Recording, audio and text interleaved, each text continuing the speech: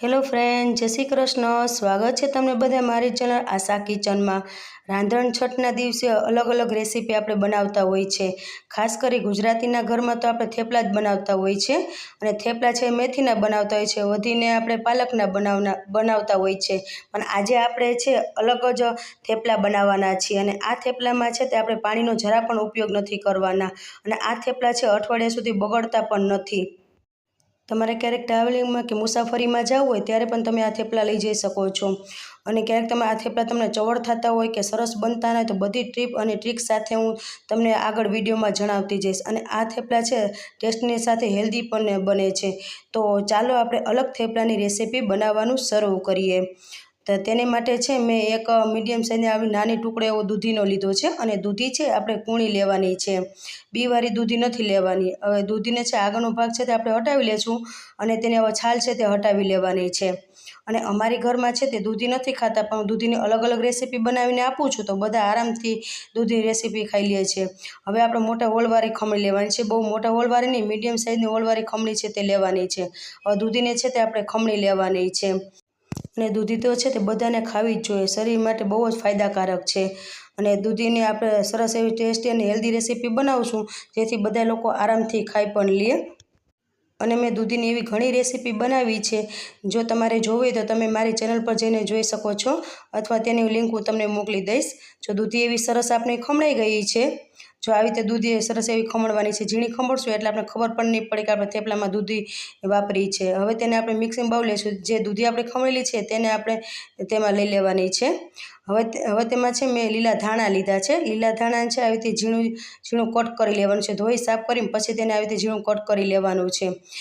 તમારી પાસે લીલા ધાણા ના હોય તો મેથી હોય તો તમે મેથીનો પણ ઉપયોગ કરી શકો છો, અથવા પાલક હોય તો પાલકનો પણ ઉપયોગ કરી શકો છો. હવે છે મેં આદુ મરચાં અને લસણની પેસ્ટ લીધી છે 1 ચમચી જેટલી, તે એડ કરી દઈશું. જો તમને લસણ પસંદ ના હોય તો તમે સ્કીપ પણ કરી શકો છો. હવે અડધી ચમચી જેટલી આપણે હિંગ એડ કરી દઈશું, અને અડધી ચમચી જેટલું લાલ મરચું પાવડર એડ કરી દઈશું. અડધી ચમચી જેટલું નમક એડ કરવાનું છે સ્વાદ પ્રમાણે. અડધી ચમચી જેટલો હળદર પાવડર એડ કરીશું, તેનાથી કલર બહુ સરસ એવો આવશે. અડધી ચમચી જેટલું ધાણા જીરું પાવડર છે તે એડ કરવાનું છે, અને 1 ચમચી જેટલા હું તલ એડ કરું છું. આ થેપલામાં તલ એડ કરવાથી એકદમ સરસ એવા ટેસ્ટ આવે છે. અને અડધી ચમચી જેટલા છે તે આપણે અજમા લીધા છે, અજમાને હાથથી ક્રશ કરીને એડ કરવાના છે, તેને એડ કરી દીધા છે. હવે છે મેં નાની વાટકી જેટલો ચણા લોટ લીધો છે, અંદાજે 2 થી 3 ચમચી જેટલો.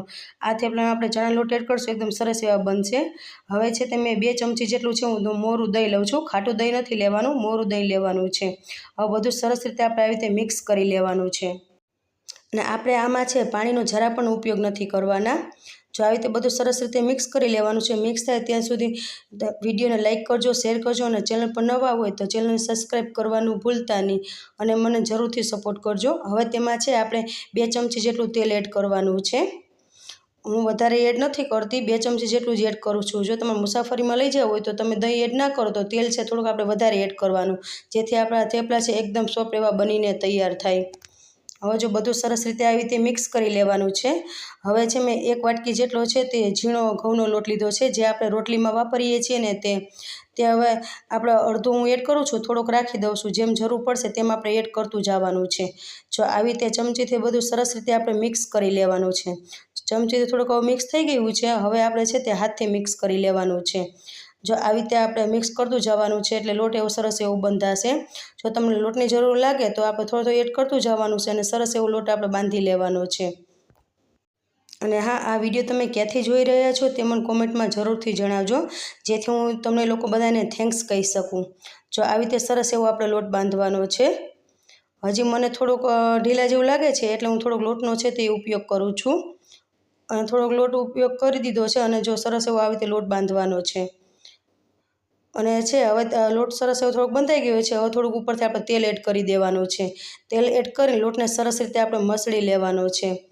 અને આ લોટને આપણે રેસ્ટ જરી પણ આપવાનો નથી, કેમ કે આપણે આમાં દૂધીનો ઉપયોગ કર્યો છે, એટલે તેના ગુંદલાઓને ફટાફટ થેપલા બનાવી લેવાના છે. અને આ લોટ બાંધવામાં છે મારે જો 1 વાટકી જેટલો લોટની જરૂર પડી છે. અને જો તમને ઢીલો લાગે તો તમે થોડોક હજી લોટનો પણ ઉપયોગ કરી શકો છો. લોટ સરસ એવો બંધાઈ ગયો છે. હવે રેસ્ટ નથી આપવાનું, તરત એને આપણે ગુંદલા છે તે કરી લેવાના છે. જો આવી રીતે મેં એક ગુંદલું કર્યું, જો બીજું એવી રીતે ગુંદલું કરીને બતાવી દઉં. જો આવી રીતે ગુંદલું કરી લીધું, તેવી રીતે મેં બધા ગુંદલા છે તે તૈયાર કરી લીધા છે. હવે એક આપણે પાટલી લઈ લેવાની છે, હવે એક આપણે આ ગુંડલું લઈ લેવાનું છે, તેને આ લોટમાં આવી રીતે લગાવી લેવાનું છે, લોટવાળું કરી લેવાનું છે. હવે તેને આપણે વણી લેવાનું છે. ફ્રેન્ડ્સ, તમે એકવાર આ દૂધીના થેપલા બનાવજો, એકદમ સરસ એવા ટેસ્ટી બને છે અને સાથે હેલ્ધી પણ બને છે. પાછો થોડો કોરો લોટ લઈને હું આવી રીતે થેપલું વણી લઉં છું. થેપલું આપણે નહીં જાડું નહીં પાતળું એવી રીતે વણવાનું છે, અને જેમ તેમ થોડાક પાતળા થેપલા બનશો તો એકદમ સરસ એવા આપણા થેપલા બનીને તૈયાર થશે. જો આવી રીતે થેપલું વણાઈ ગયું છે, હવે તેના ઉપર આપણે લોટ લગાવી લે તો આવી રીતે આપણે ખખેરી નાખવાનું છે. જો લોટ વધારે હશે તો પણ આપણા થેપલા છે તે ચવડ બનશે. અને હવે પાછું બીજું ગુંડલું લઈને તમને થેપલું બીજું વણીને પણ હું બતાવી દઉં. જો બીજું પણ સરસ એવું આપણે થેપલું આવી રીતે વણાઈ ગયું છે, પણ આવી રીતે લોટ છે તે ખખેરી જ નાખવાનો છે. તે તમારે ખાસ ધ્યાન રાખવાનું છે. લોટ હશે તો તમારે થેપલું ચોળાવવામાં છે તે ચવડ બનશે અને સોફ્ટ નહીં બને. હવે છે આપણે ગેસ તરફ જઈએ. ગેસ ચાલુ કરીને મેં લોઢી લઈ લીધી છે અને તેના ઉપર થેપલું હવે રાખી દેવાનું છે. આપણે થેપલું શેકવાનું છે. થોડુંક એવું કલર ચેન્જ થાય પછી આપણે થેપલાને છે તે પલટાવવાનું છે. હવે તેની ઉપર છે આપણે તેલ લગાવી લેવાનું છે. તેલ લગાવી લીધું છે, પાછું આપણે થેપલાને છે તે પલટાવવાનું છે. અને થેપલાને છે વારંવાર આપણે છે તે શેકવાનું નથી. તો વારંવાર પલટાવવા રાખશો તો થેપલું છે તે ચવડ થશે. આમાં પણ તમારે ખાસ ધ્યાન રાખવું. માત્ર 2 થી 3 વાર જ આપણે પલટાવવાનું છે અને થેપલું સરસ એવું શેકીને તૈયાર કરી લેવાનું છે. એટલે થેપલું સરસ એવું સોફ્ટ બનીને તૈયાર થશે. જો આપણે એક થેપલું શેકાઈ ગયું છે, હવે તેને આપણે પ્લેટમાં લઈ લઈએ. તેવી જ રીતે હું બીજું થેપલું છે તમને શેકું છું. જો બીજું થોડીક ડિઝાઇન પડી છે, હવે થેપલાને આપણે પલટાવી લેવાનું છે. હવે તેની ઉપર છે આપણે તેલ લગાવી લેવાનું છે અને ગેસની ફ્લેમ છે હાઈ નથી રાખવા, મીડિયમ એવી રાખવાની છે. જો તમે હાઈ રાખશો તો થેપલું છે થોડુંક ચવડ એવું થઈ જશે અને સોફ્ટ એવું નહીં બને. હવે તેને આપણે પલટાવી લેવાનું છે. બંને બાજુ સરસ એવું થેપલું શેકાય ત્યાં સુધી આપણે તેને શેકી લેવાનું છે. જો થેપલું સરસ એવું બંને બાજુ સરસ એવું શેકાઈ ગયું છે, હવે તેવી જ રીતે બીજું થેપલું પણ શેકાઈ ગયું છે. તેને પણ આપણે પ્લેટમાં લઈ લઈએ.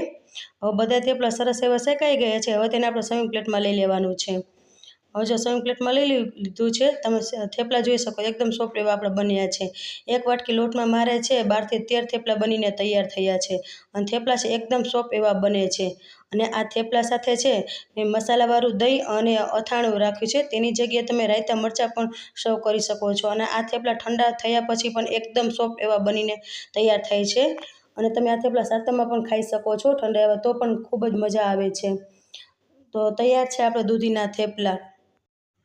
એકવાર તમે આ દૂધીના થેપલા બનાવશો તો તમે મેથીના થેપલા પણ ભૂલી જશો. એકદમ એવા સોફ્ટ એવા થેપલા બનીને તૈયાર થાય છે અને એકદમ ટેસ્ટી સાથે હેલ્ધી પણ બને છે. અને આ તમારા થેપલા છે ટ્રાવેલિંગમાં લઈ જવા હોય તો તમારે પહેલાં એને થોડાક ઠંડા કરી દેવાના, પછી જ તમારે તેને ડબ્બામાં ભરવાના છે. એકદમ સોફ્ટ જ રહેશે થેપલા. આ રેસીપીમાં બસ આટલું. ફરી મળીશું એક નવી રેસીપી સાથે. ત્યાં સુધી જય શ્રી કૃષ્ણ બધાને, એન્ડ થેન્ક્સ ફોર વોચિંગ.